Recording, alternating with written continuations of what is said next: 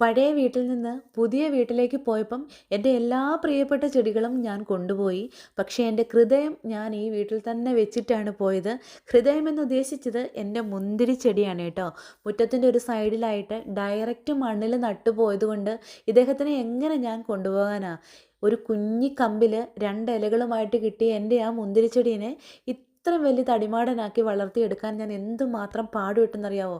പക്ഷേ ഞാൻ അത്രയും പാടുപെട്ട് വളർത്തിയ എൻ്റെ മുന്തിരിച്ചെടി എനിക്ക് ധാരാളം, ഞാൻ ആഗ്രഹിച്ചതിനപ്പുറം മുന്തിരിക്കുലകൾ എനിക്ക് തന്നു.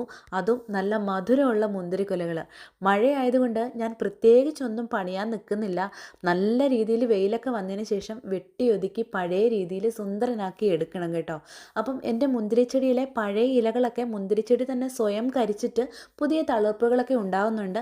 മാത്രമല്ല കുഞ്ഞി കുഞ്ഞി മുന്തിരിക്കുലകളും വരുന്നുണ്ട് കേട്ടോ. അപ്പോൾ ഇതിൻ്റെ വീഡിയോസൊക്കെ ഞാൻ മുമ്പ് അപ്ലോഡ് ചെയ്തിട്ടുണ്ട്.